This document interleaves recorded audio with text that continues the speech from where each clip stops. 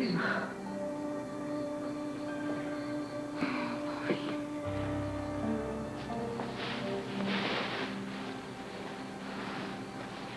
is that you?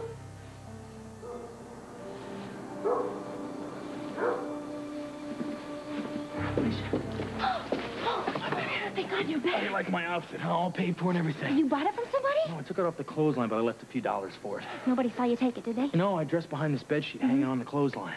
Then I buried my uniform, right, so nobody could find it or anything. Then these people let their dog out. Luckily, it was on a long leash. You should have seen this dog. I'd have been his dinner. What's the matter? Oh, your nails have got a little dirt on it. Let me see if I can find something. Let me just wipe it on this. Frisco. What? Oh, no. What's the matter? I didn't realize that I lost so much money on the motorcycle. Where is it? How much did you lose? It looks like there's a couple thousand left. I mean, we could have lost over $40,000 when we first got on the bike. Nobody's going to believe I didn't steal this. We've got to find Tessie and find out who framed me. Here, honey. We're going to get to Tessie, but first we have to get some rest, okay? I don't think I'm going to be able to sleep. Sweetheart, I'm not going to try to deal with Tessie without getting any rest. There's no telling. She might not be a pussycat, all right? I dropped my gun on the way. Listen, I want to check the chamber here real quick. Hold on to these bullets, will you? There. All right. Stand back. I know you hate guns.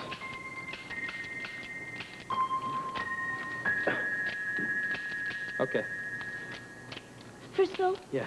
You better let me practice that. I might have to protect myself. You don't like guns. Be careful. Yeah. It's been since target practice, you know. What the hell are you doing? I'm trying to protect you. Are you crazy? I threw the bullets away, too. Don't you ever pull a trick like this again, I'm just Felicia. trying to save your life, Frisco. Save my life? Yes. Are you telling me how to do my job, too? Yes. You're not in uniform, and we're not going to New York in uniform. You're not playing Listen, Mr. you can Copperhead. rationalize all you want, sweetheart, okay? I'm gonna get my gun. I'm gonna get my bullets, too. Well, fine. Good luck. I hope you can What's going find on? Who's there? Come on, let's Let get go.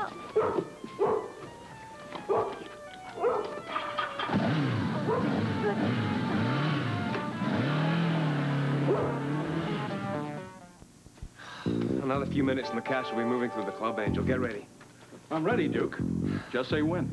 Well, if our watches are in sync, Tuffy will be moving the liquor boxes right about now.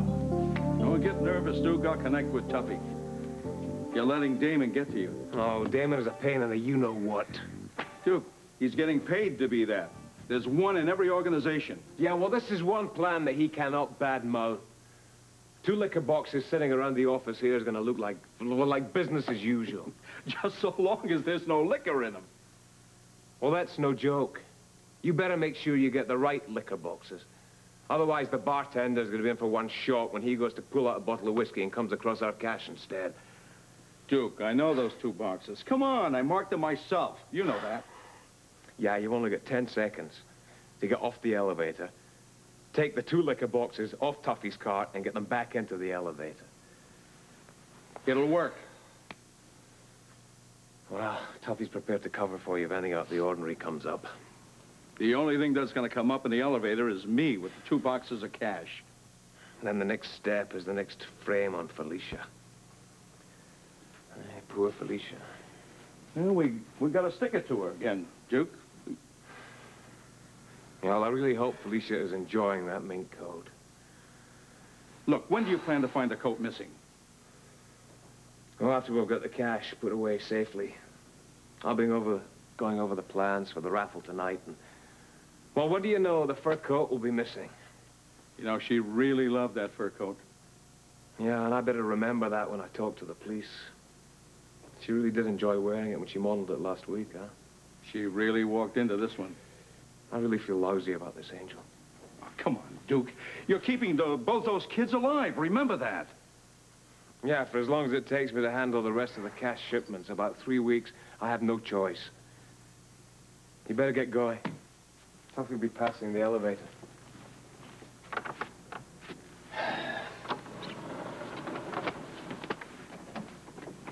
Duke, I'll be right back.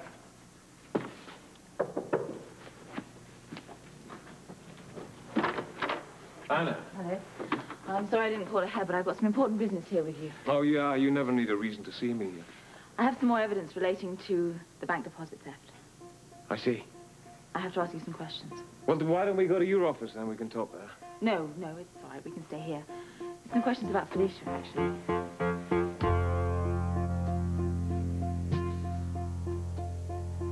If you're not going to talk to me, we should have taken separate rooms. Separate hotels. Frisco, we could take turns sleeping in the bed. Or maybe we could just take separate guns, right? One for me and one for you to throw away. I mean, that ought to satisfy you. Oh, very funny. I mean, you picked a hell of a time to be brave, sweetheart, especially now. And it's at my expense.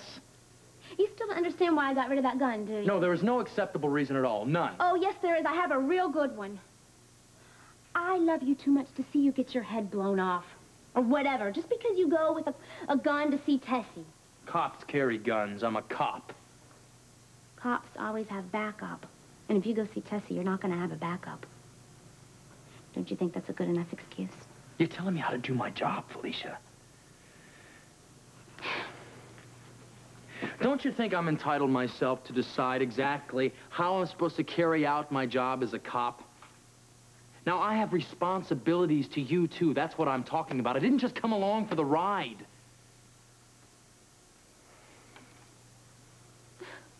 Okay. Okay. I'm sorry, maybe I was wrong to do what I did. But I just did it because I was concerned and then I was frustrated.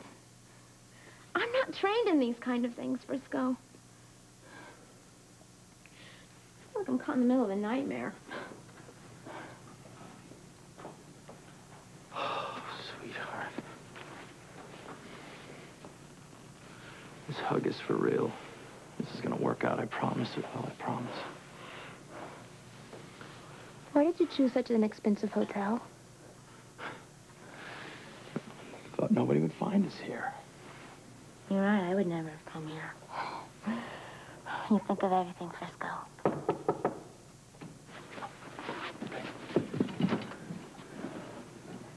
Who is it? Delivery, sir. Yes, yeah, come in. A gift from the manager. He wishes you a happy honeymoon. Oh, isn't that great, honey? Look, champagne from the manager. Ooh, champagne. Great, here. Oh, no, sir, that's not necessary. Well, actually, I was going to ask you if you could run an errand for me if you got a minute. Certainly. What can I do for you? Listen, I wonder if you could pick up some shaving gear for me and maybe some different shoes, size 11. Something to go with this outfit down in the store in the lobby, huh? Sure. Yes, sir. Thank you. All right. Thank you.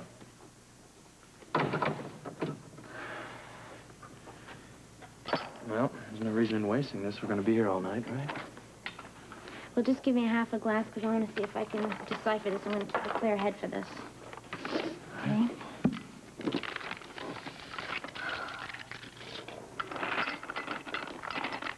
On second thought, I don't think a clear head's going to do any good.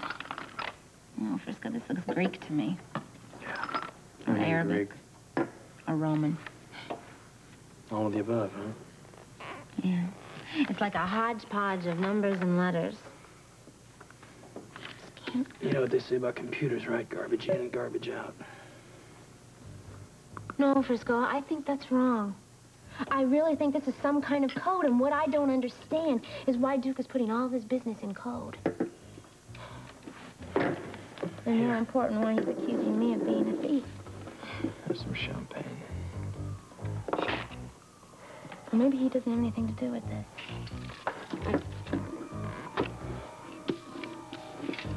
Well, then who? His sidekick, Angel Moran? Or Tuffy. He had a key to Duke's back door, do you remember that? And Duke had me change all the locks. He also uses Duke's computer. No, sweetheart, you may be right about him. He's the one who had to set me up for that poker game. We've got to get to Tessie. Find out exactly how both of them are connected in all of this.